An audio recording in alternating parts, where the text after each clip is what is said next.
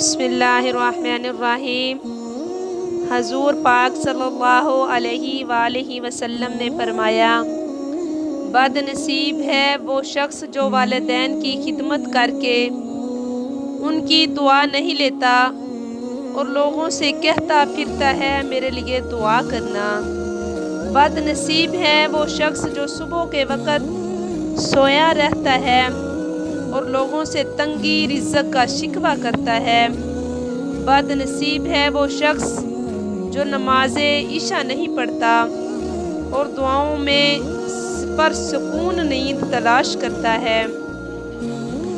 بد نصیب ہے وہ شخص جس نے ماہ رمضان پایا اور اپنے رب کو راضی نہ کر سکا۔ آپ صلی اللہ علیہ وسلم نے یہ بھی فرمایا، جس نے میری ایک حدیث سنی اور دوسروں تک پہنچائی، قیامت کے روز اس کے لیے میری شفاعت واجب ہوگی۔ سبحان اللہ۔